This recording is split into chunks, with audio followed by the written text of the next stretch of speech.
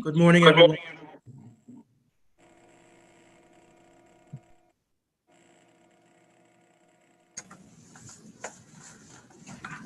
Can everyone hear me? Yes. Yes. Right. Good morning. Morning. Good Good morning. morning. Court of Appeals sitting in Bermuda. We have two matters on the docket today. The first matter, which is Civil Appeal number 6 of 2020, which is the case of the Minister for Telecommunications against Dwight Lambert. This matter is listed in handing down of judgment by my lady, Dame Elizabeth Gloucester, Justice of Appeal. The representation for the parties is Mr. Michael Taylor of the Attorney General's Chambers for the appellant and Mr. Peter Sanderson for the respondent. My lady. I now formally hand down the judgment in this matter for the reasons given in the judgment which is being handed down. This appeal is dismissed and the stay imposed by the Chief Justice on 5 December 2019 is lifted. The parties should submit a draft order to the court by no later than 12 noon on Tuesday, the 17th of November, including any proposed order or orders as to costs. The draft order should be agreed if possible, but in the absence of agreement, the parties should identify the areas of disagreement and provide written submissions in support of their respective positions by the said date. The court will then determine any outstanding issues on the papers. Thank you very much. Sorry, Thank you, which Mr. date is that again? Sanderson. Mr. Sanderson and Mr. Taylor, the judgment has been emailed to you. Can you confirm that you have received it?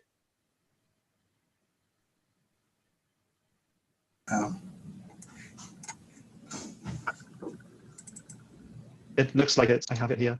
Okay, the details of which my lady has just read out to you can be found in the disposition of the judgment.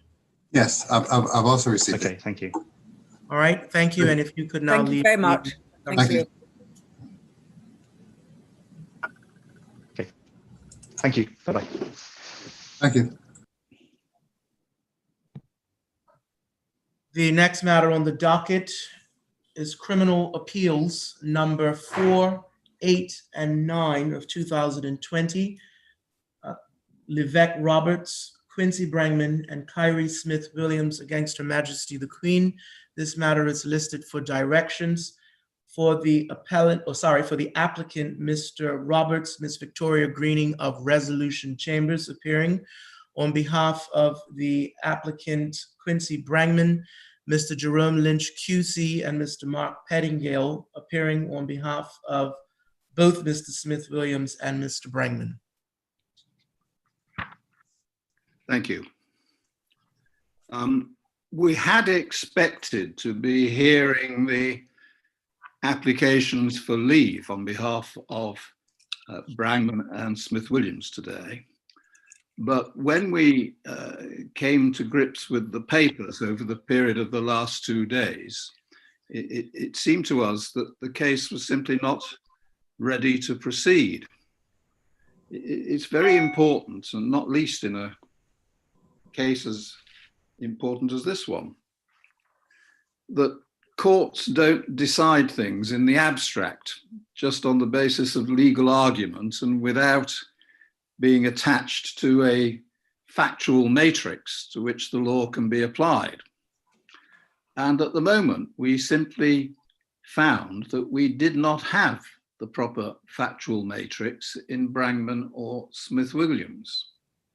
And it was partly that led us to reach a bit wider amongst the filed cases. And Miss Greening was invited to join us because she has a case called Roberts, which may have slightly different evidence. Let me illustrate what I really have in mind. In the case of Brangman, there is an affidavit saying that the Crown stood down at least 6 jurors pursuant to their statutory power at the time. when we looked at the transcript, that seemed to us to be simply incorrect. The Crown had not stood down 6 jurors pursuant to that statutory power, but only at the most 3. Now that could make a difference to the potential of the case. Our researches in relation to Smith-Williams, having been prompted by that discovery, remain, I think, incomplete. We took a passing interest in the case of Roberts because it had been suggested at some stage that the Crown had stood by in excess of 20 jurors pursuant to their then power in that case. Now, it's very important in each case that the court is asked to consider, it has before it the agreed facts, or if they cannot be agreed, at least the material which leads to the dispute. It simply won't do to kick off with an affidavit saying at least 6 when the exhibited transcript shows no more than 3. So we really do need to know what actually happened in each case. And as there was no hope of that being done by today, we reduced this to a directions hearing so we could share our concerns with you and then give some directions as to how the case can be set up for proper submissions at an early date. Emphasize early because we've not given up hope of hearing this application or these applications during this session or sometime not too far distant from it. But at the moment, we feel unable to proceed. Now, Mr. Lynch, you were for Brangman, I think, and that's the source of our first confusion, this apparent disparity between what the affidavit says and what the transcript says. What's the position?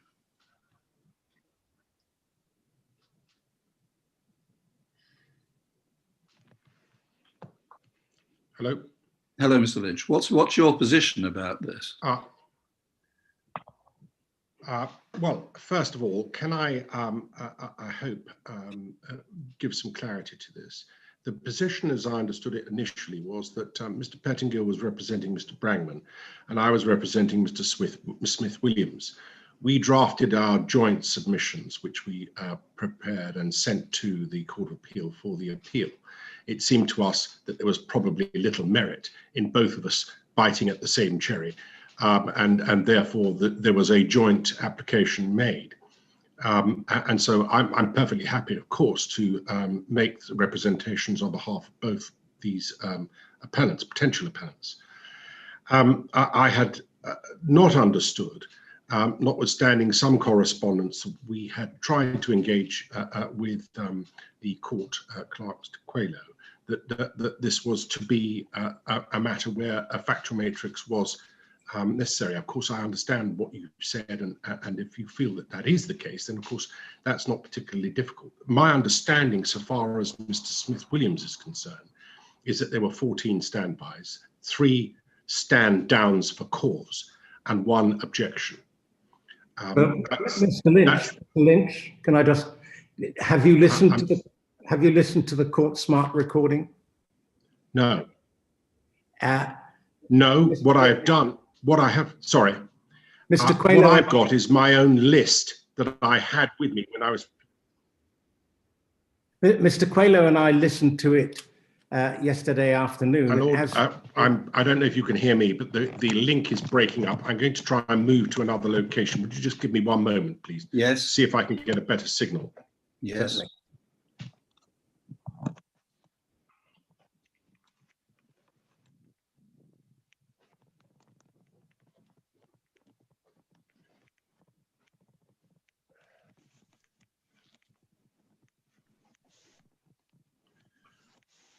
I hope that's a little better.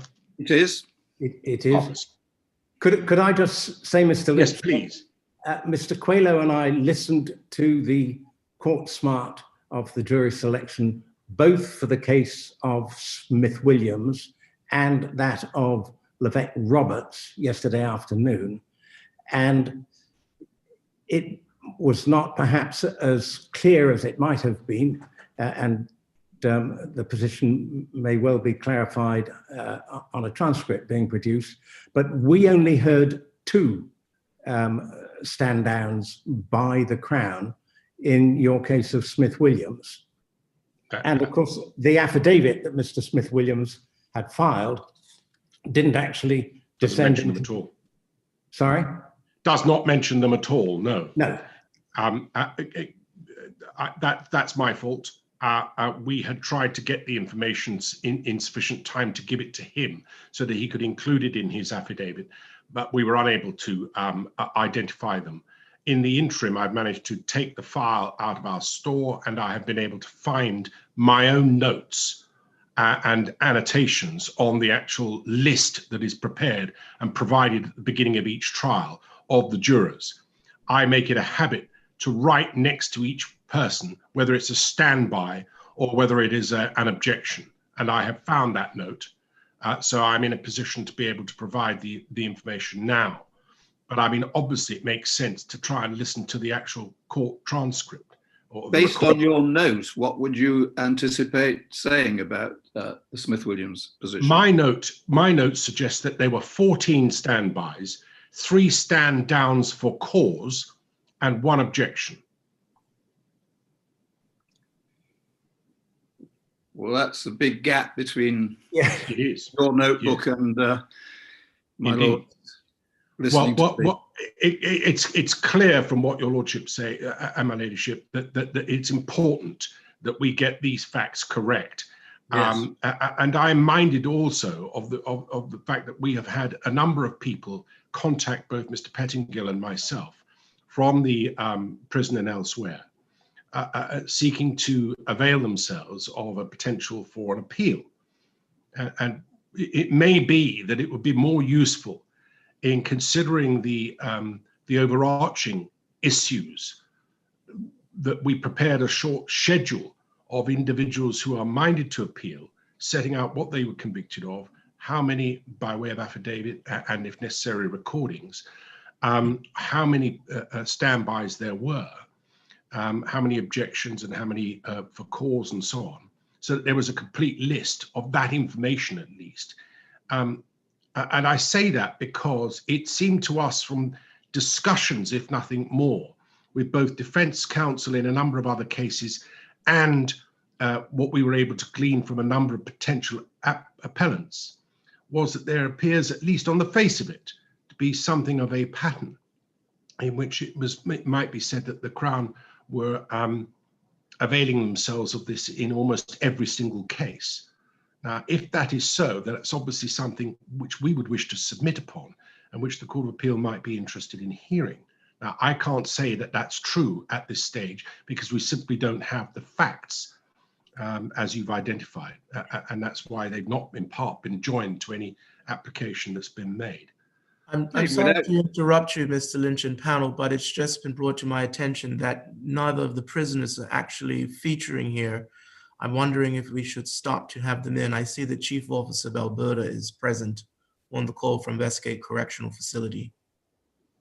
Well, if they're here, yes, I as it was a directions hearing, I wasn't anticipating that they would inevitably be here, but if they are, they can come in. Okay. Chief Officer of Alberta, are they there? You're muted, sorry. Yes, good morning. Yes, they are here. Will they all be able to assemble in that room? Yeah, it shouldn't be a problem. Okay, so Brangman, Smith-Williams, and Mr. Roberts. Okay. Thank you. All right. While we're waiting for that, if I could just, in response to what Mr. Lynch has just said, Mr. Lynch, I would be the first to concede that the court smart recording that Mr. Coelho and I listened to yesterday isn't as clear as one might like. One can, well, let me just stop and perhaps my Lord Samaras K would Yes. address the prisoners. Could the prisoner, thank you. Could we just address ourselves to Mr. Roberts, Mr. Brangman, and Mr. Smith-Williams? We've started to discuss your cases. We're not going to proceed with the hearing today because we feel as though we don't have enough information about what happened at your individual trials, and we can't embark on an investigation of this case until we know exactly what did happen so far as the composition of your respective juries were concerned. I'm sorry we started a few minutes before you came into the room. I don't think you've missed anything desperate. Just to simplify, the problem is that the papers so far filed at court do not satisfactorily describe the number of challenged jurors by each side in each case. And unless we have the precise figures, it's very difficult to embark upon a proper hearing. So one way or another, the case is going to be adjourned until we can get that information. And what's going on at the moment is a discussion with the legal representatives, which will lead to a discussion as to how quickly, when the necessary information can come to hand. That's where we are. Thank you, my lord. I hope that I've sought to set out why it is that we say we would need to get a more comprehensive list. The list that I have, the actual list itself, is something which is in my possession now that we've been able to, as it were, identify the original papers. And so I can certainly use that as a basis to assist me in listening to any recording that we may be able to obtain from the court. I am slightly concerned that one of your number has found it difficult to identify them, but one thing we would have thought would be plain would be that on the face of the list of potential jurors, which is comprehensively provided in advance of the trial, the names are read out as each person's called, and when they're read out, either they take their position in the jury box, and they're then later asked if there's any objection or if there is any other issue, or sometimes, depending on the procedure being adopted, they're asked to stand by before they even take their place in the jury box. So I don't know particularly which particular method was used on each of these cases. Well, I can answer that. I think, Mr. Lynch, having listened to the court smart recording, because as you say, what happened was that the numbers are identified. And for instance, in Smith-Williams, I made a note of the various, the numbers and the names of the jurors. And I could hear Mr. Mahoney say, stand by in the case of juror number 7 and stand by in the case of juror number 8, respectively named Cooper-Dore and Curtis. It has to be said that the judge, who was Justice Graves, was very easy to hear and follow. Mr. Mahoney's microphone doesn't seem to have been of the same strength. So I would have thought that one needs to do the exercise that Mr. Lynch, you have described, but yes, no doubt with Mr. Mahoney. There's one other aspect of it that I would quite like to raise, and that would be addressed to Mr. Pettingill, because in the case of Brangman, we do have the transcript.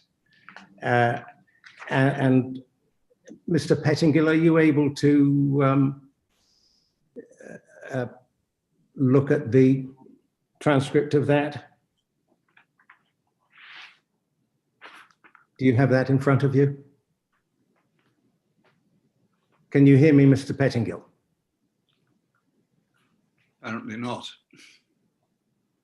Mr. Pettingill? He's not muted. I don't know why. No, I don't see a mute thing, so.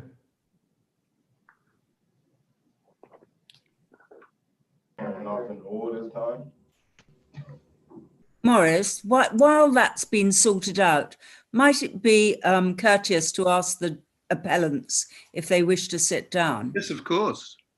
Yes, by all means.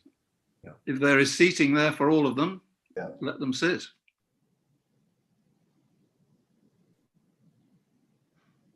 So Mr. Pettingill still can't hear us, I assume. Let me send him a message. Thank If you'll forgive me for a moment, I'll send him a message. That would be helpful.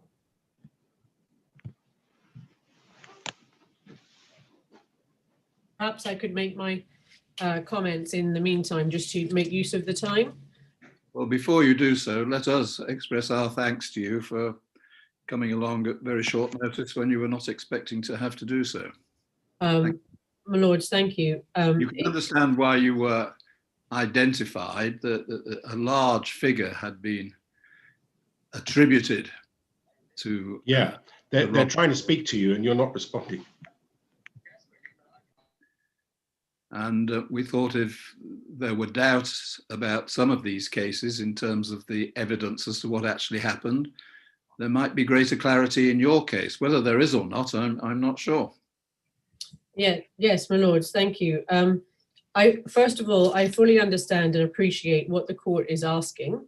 I requested the court, I did have a copy of the transcripts, but of course they didn't cover the jury selection process. And so I ordered the court smart recording, and I listened to that in the course of preparing my affidavit, my application. It was a laborious and awkward task because you have to go, it's difficult to go back and forth. And certainly if the transcripts were ordered, they would be invaluable for doing a revision of that exercise. But from listening to the court smart, and also interestingly from selecting a jury yesterday in the first Supreme Court criminal trial to have been called since the pandemic, and also since this Criminal Code Amendment number 2 Act 2020, I have some interesting observations. It seems as if there are different, well, there are different categories, of course. There's the standby and the stand down. And the standby and stand down are not always that clear. For instance, and we observed this yesterday because, of course, we had to keep stopping ourselves from doing what we're in the habit of doing. Well, not defense counsel, but the judge and the prosecutor. And it seems as if what happens and happened in my case often was that somebody would raise an issue, a potential juror would raise an issue addressing the judge. The judge would then very quickly defer to the prosecutor for their comment. And it was not uncommon then for the prosecutor to immediately just say, stand down. So in my submission at this stage, it's not just a black and white case of were they stood down or stood by. There seems to be a gray area where judges are deferring to the prosecutor very quickly for their comment. And as I said, we observed this yesterday because the judge had to keep stopping themselves from doing it under the new Amendment Act. So in my submission, I would be looking to revise my exercise to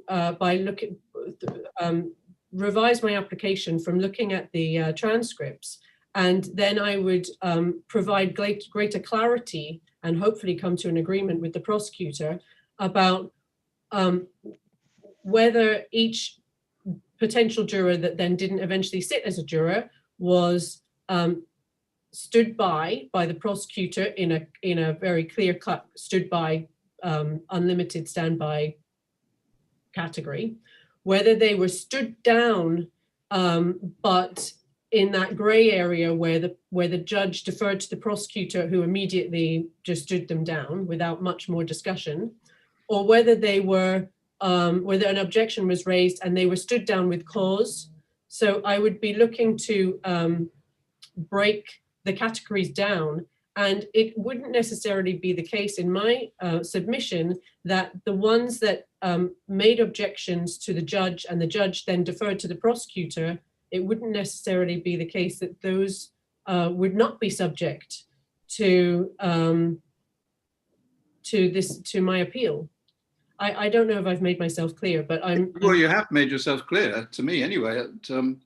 That there are different categories that I would be, of course, willing and prepared to put into greater detail in my revised amended affidavit, or in my client's amended affidavit, the different categories, which would provide clarity for his lordships and her ladyship, and provide me a proper foundation for which to argue which ones were lawful and which ones were not.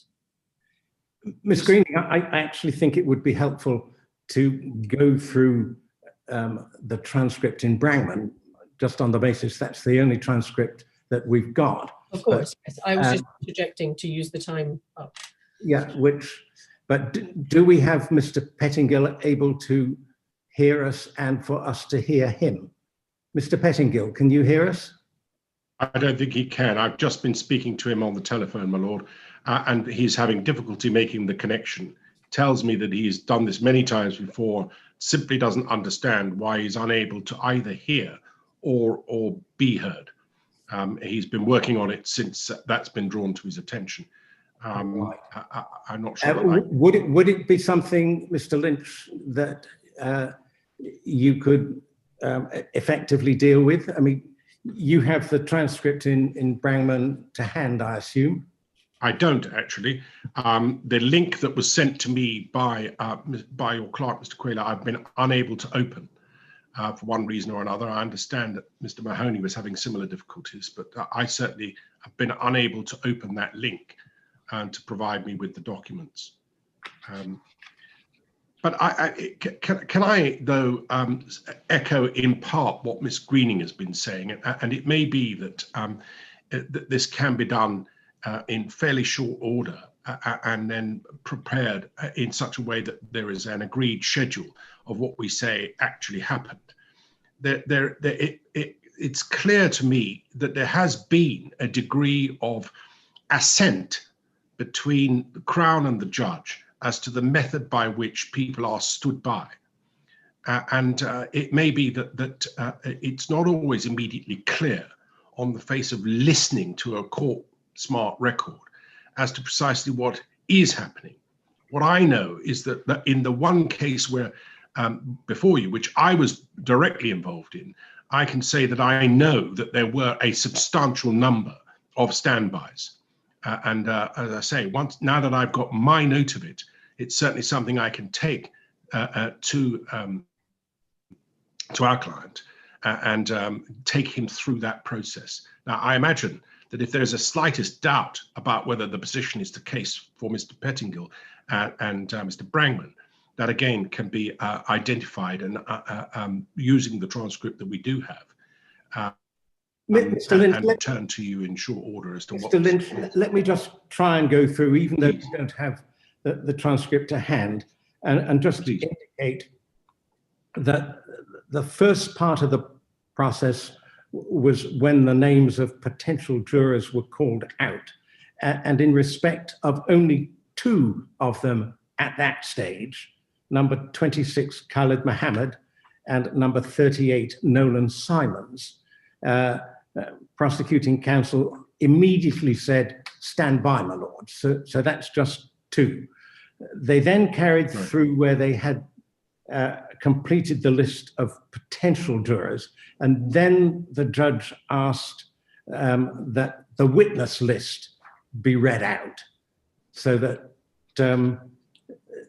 the jurors were aware of who was going to be giving evidence in the case.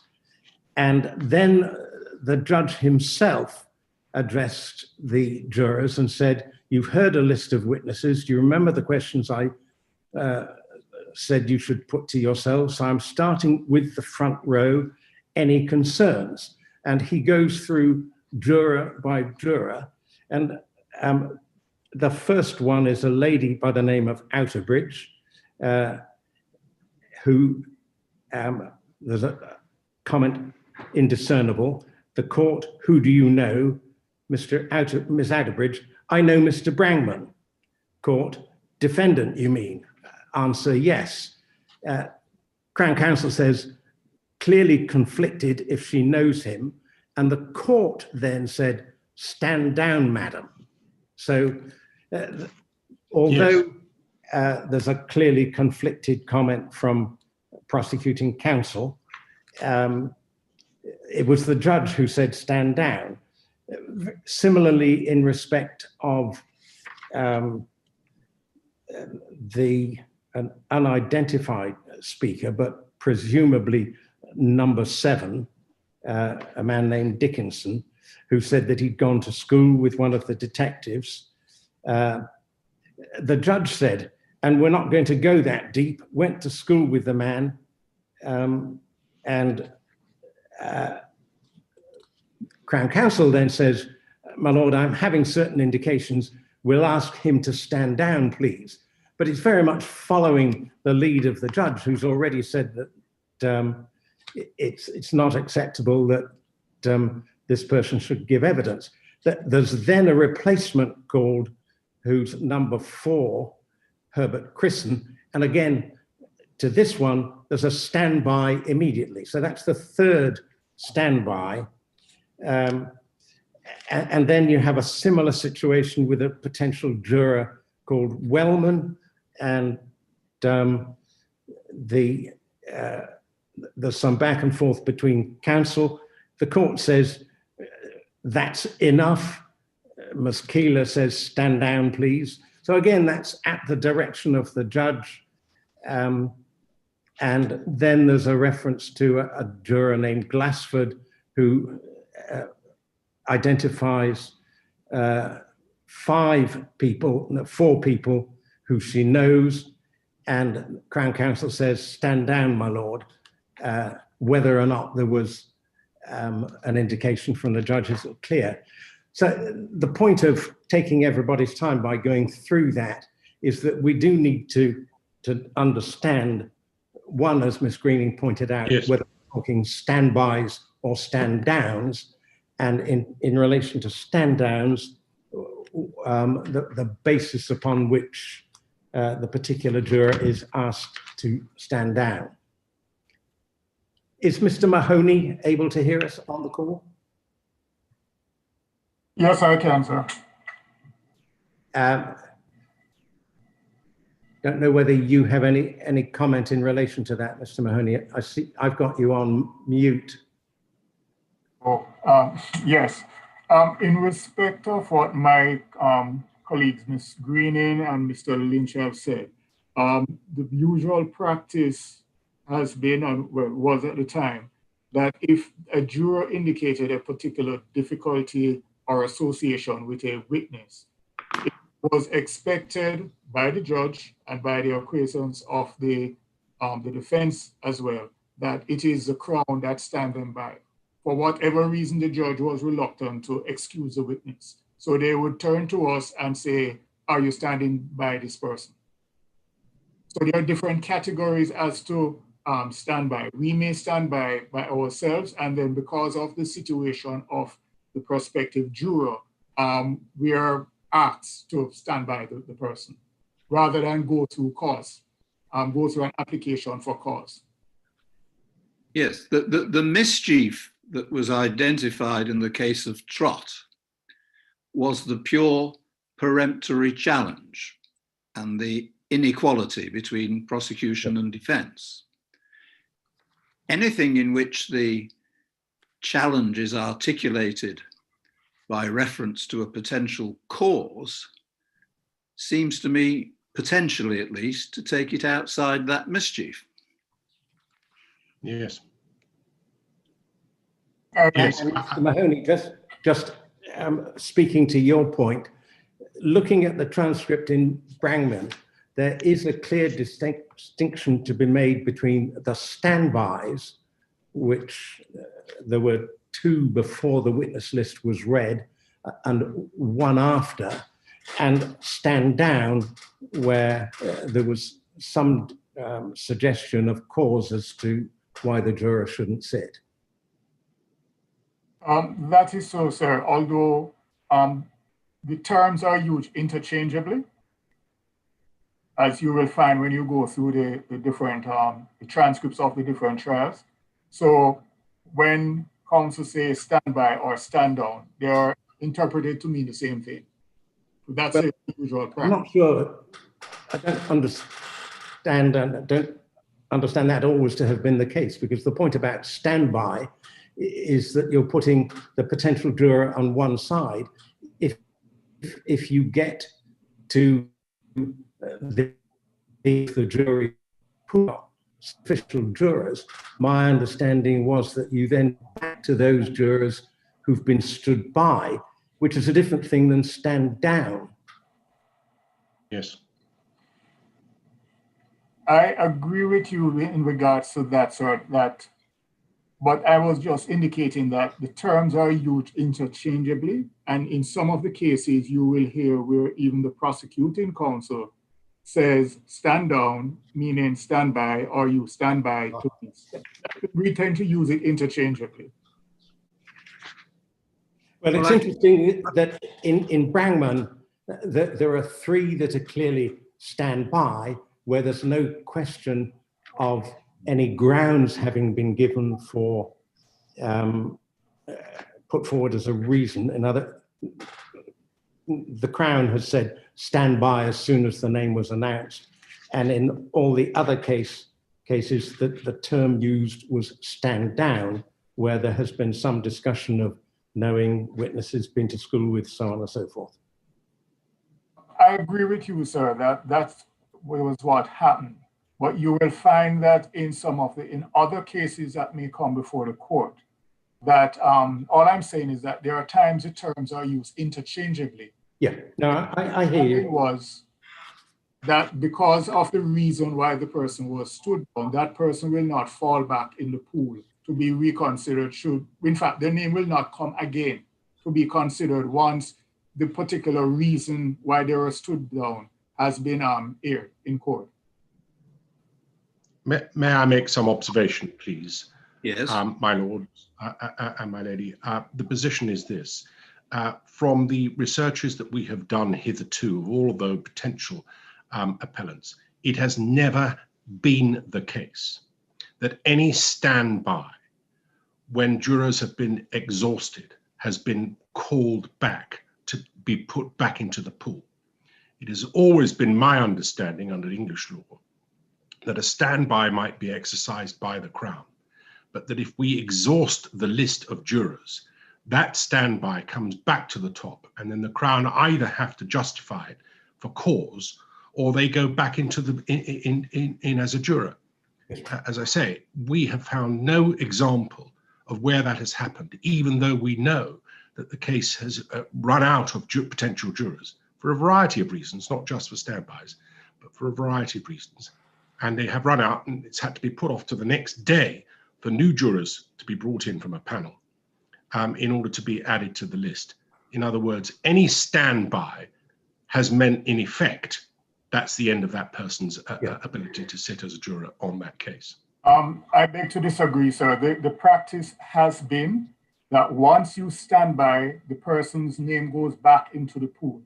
Once the name is called, and they are standby in respect of order. So if the first person is given a number, standby number 1 and onwards. Once you have exhausted the list, you go back into the standby pool. If the person was stand down because of a particular reason, that person is not considered in the recalling of those numbers. But once let's say we go back to standby number 1, if that person is called and there is no basis for cause, we're stuck with that juror. Well, yes. The one thing we know is that that point has not been reached in any of these cases. Not in these, no. perhaps we don't need to trouble ourselves with that. I think from the exchanges that have taken place, we've identified our concerns, and you plainly appreciate what they are and how they've got to be surmounted. The question really is how quickly that can be done. I'm as I've listened, become less optimistic about getting this on in the next week or so. I'm about to say that my inclination, given what has been exchanged between us, and seeing that Miss Greening is involved as well, is that it may be more useful for the Court of Appeal to have before it a wider variety of examples of the kind of thing that is being complained of. And certainly, as I've indicated, some work has already been done in relation to that, but we've not been found to be in a position to be able to advance sufficient information. And in the light of what you have all said about that, it would seem to me to be worthwhile identifying those additional appellants and preparing a schedule where it sets out what they've been charged with, when they were convicted, whether there's been an appeal already, and the number of jurors that they say have been identified as being challenged as standbys, stand downs, or challenged for cause in a short list, a schedule that might expose the mischief that is being complained of. I can understand. I can understand how that would be very helpful, and it would be helpful in the selection of cases. But these are potential criminal appeals, and nobody is going to benefit from them, if benefit there is one, if his case is not being considered by the court. We don't have sort of test cases that can automatically be applied to other defendants in this jurisdiction. Can I concur with the acting president there? It seems to me we must be dealing with real cases, and it would be unsatisfactory, from my point of view, if cases were simply scheduled without, as the president says, there being substantive appeals in each matter. And I think the notion of attempts being made to go around counsel in relation to possible or potential appeals to get this information without all the relevant documents and without an actual appeal on the file would be wholly inappropriate. Very well. Provided we have got representative cases here, well, we can decide on these three appeals if appropriate. I mean, without being too hesitant about it, Mr. Lynch, it's for you and Mr. Pettingill and Miss Greening, as being the ones we have before us now, to pick your best cases. We're not going to hear 15 or 20 cases. We're going to hear 2, 3, 4 maybe. Yes. We thought ourselves that it would be better if some were of recent origin and some were of longer antiquity. Yes. What is beyond that, the greatest need, is to have ones where there is clarity. And I think we can do that. I, though I'm afraid, share your concern about whether that can be achieved in this session, which would be very disappointing, both for my clients and myself, if I may say so. But I am concerned that we can and probably should have a more representative sample. And if indeed one or so on its face doesn't appear to lend itself naturally to the argument, if there's some doubt about it, then it would be much more preferable to have a case where it is completely clear, where there can be no doubt, as between Mr. Carrington and ourselves, as to what the numbers are. It would seem perhaps a little unnecessary to have to try and exhaust the Court of Appeal's time with issues about whether the number is X or Y. Yes. Much better that you were able to proceed on an agreed basis, even if that meant us having to concede one or two here or there. The issue is X number as against Y number. That it seems to me would be much more preferable to lay before the court. That may mean bringing in at least one other case that I have in mind. Yes. How long do you think it would take you to get your house in order? Realistically, I'm not sure when the Court of Appeal actually finishes in this session. Well, it finishes at the end of next week, but we're pretty fully listed next week. I simply can't see it being done in that time. No. To be honest, I simply cannot. Can I just speak, Mr. Lynch, to one other matter? Is that following on listening to the court-smart recordings in Smith, Williams and Roberts yesterday afternoon, Mr. Coelho did put in hand the transcripts of the jury selection process in those two matters. So we could anticipate receiving something such as the one we have for Brangman, which does, to my mind, put the position pretty clearly. But it seems to me that it would be important to have the transcript in respect of those other matters.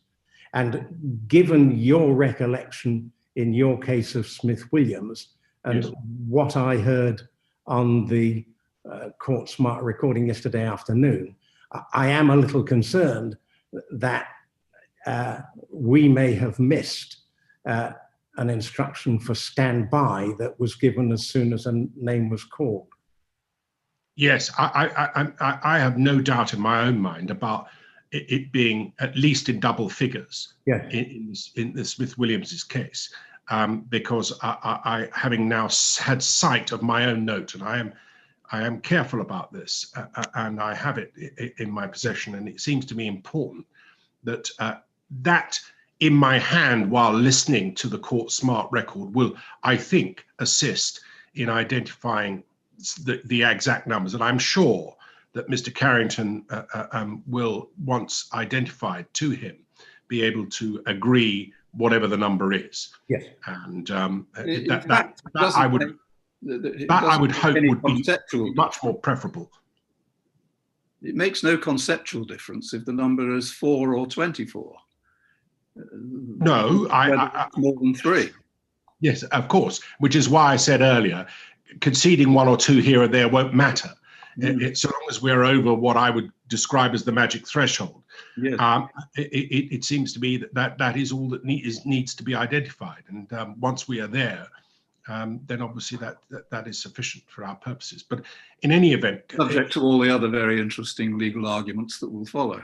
Yeah, no, of course, yes. Well, can I say that realistically, getting this by next week and in such an order that will be of assistance to the court, I can't see it happening. But can I press you on that, Mr. Lynch? I don't understand, subject to the provision of the transcripts in the 3 cases and your notes, why we wouldn't be in a position, subject there to there being availability in the court calendar next week, to deal with these actual appeals next week.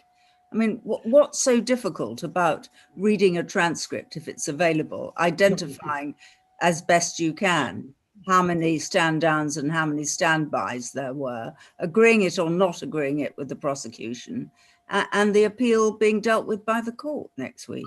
My lady, I think if the transcript were put in our hands straight away, I don't see that be much of a difficulty. Well, then surely the question is, when can we get the transcript? Well, that may be so, and that I will leave to Mr. Coelho. But can I say that as far as we're concerned, given the exchange that has taken place and the doubt that has been placed on the Brangman case, it seemed to me, from what we have discussed, that it might be useful for the Court of Appeal to have another example, simply because, and perhaps what I'm thinking of is where the standbys were not used, and it went to the following day, when new jurors had to be brought in.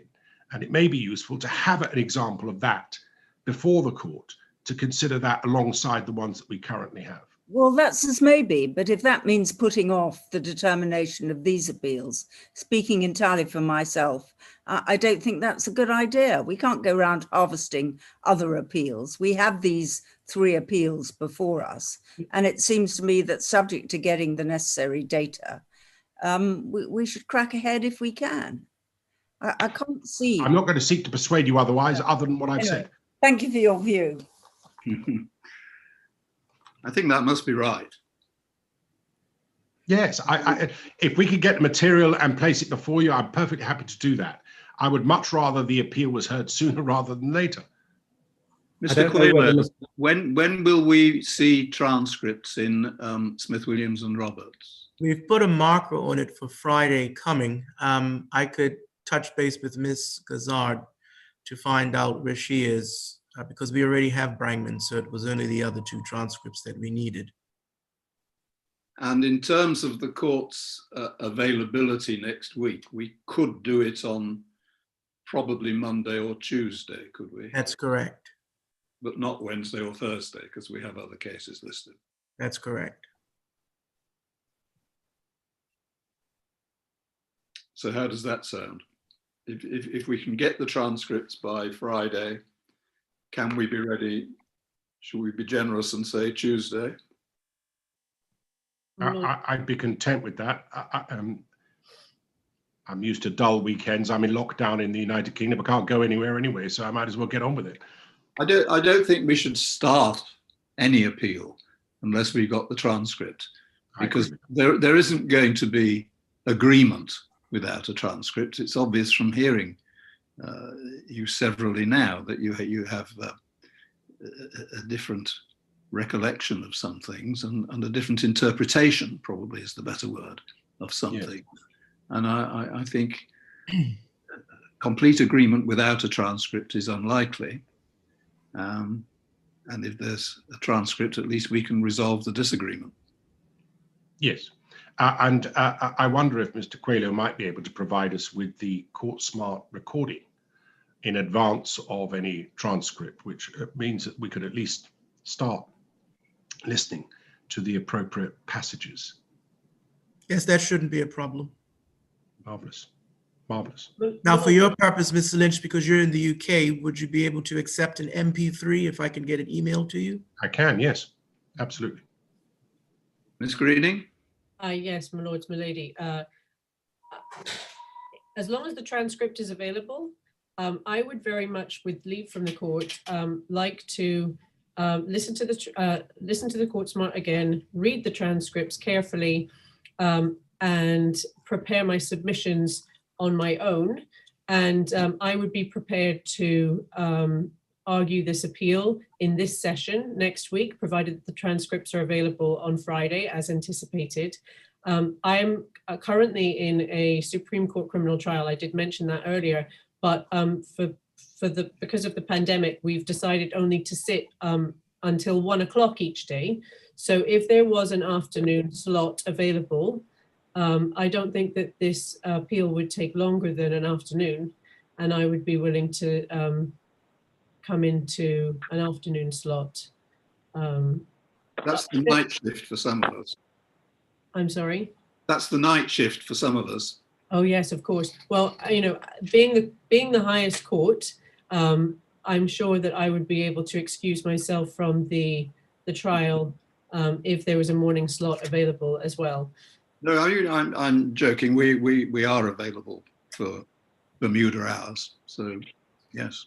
Okay. Well, I do recognise that the Court of Appeal is the highest court in this jurisdiction. So I'll take any time that I can get to get this appeal moving and heard. And I would just have to canvass it with the judge, the judge in the Supreme Court, and the other members of the team.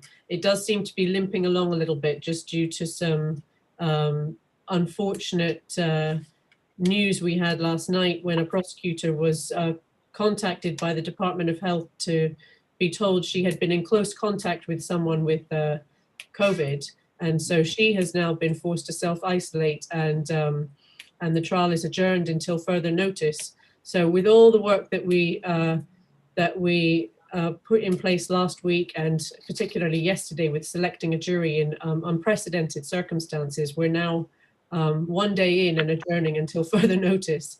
But hopefully next week we will be up and running again, but I'll make myself available. As long as the transcript is available, I would like to put my submissions together on the back of those. And if we're going to hear it on Tuesday, can we have some written submissions by the end of the weekend? Yes. Yes. All round? Yes. Yes. I would just like to correct misinformation in regards to the prosecutor. It was not the prosecutor, it was a witness that was identified of being in contact with somebody who tested positive. It doesn't matter, Mr. Mahoney. Not confirm of having any COVID or anything like that. Yeah, okay. Submissions by the end of the week, end of the weekend. Well, you can't do the submissions until you've got the archaeology right. And I will just wait for Mr. Coelho to get in touch with me to advise that the transcript is available for collection. Yes. And in your case, Miss Greening, a notice of appeal has already been filed, has it? A notice of appeal has been filed along, well, no, so a notice for application for leave out of time, yes. A notice of appeal, an affidavit and exhibit. Those are the 4 documents that have been filed on the 3rd of September. And I was, the 3rd of September was before the Criminal Code Amendment number 2 Act 2020 came out. So I am minded to amend my appeal to include the ground that Section 5 is also unlawful. And with leave of the court, I would be arguing that as well, obviously, as part and parcel of my appeal. But the others are arguing that anyway, so... Well, yes, I was going to raise that. So in terms of chronology or timing, if the other cases are heard first and that matter is decided on, then obviously mine would be free to go without that amendment. I mean, that's ultimately the main point, isn't it? Well, it's the first point. Unless you can attack the amendment, you're in some difficulty, aren't you? Yeah. Quite. Yeah. Yeah. So in that case, because it's unclear now as to which appeal will go first, I'll need to get to work and amend that immediately. Okay, well, thank you for agreeing to work expeditiously on this, and we look forward to seeing what comes in, with a view to hearing the case on Tuesday. Thank you. And do we all think it's a half-day case for hearing? Yes. I would hope so, yes. Yes, I think so. My Very lord, well. my lord, Mr. Pettingill's client would like to know if Mr. Pettingill's, in on this information. I am now. Thank you. Through a jerry-rigged system on the phone, thanks to Mr. Coelho. I apologize unequivocally. I don't know where the system failed, but we will figure it out. Well, you'll be able to liaise with Mr. Lynch as to what transpired before. I will, my lord, of course, yes. I do apologize. Right. Anything else today? Well, thank you, my lords. My lady. Because I can't speak to my client because we're doing this remotely. I just want to tell my client I'll call him after this. Fine.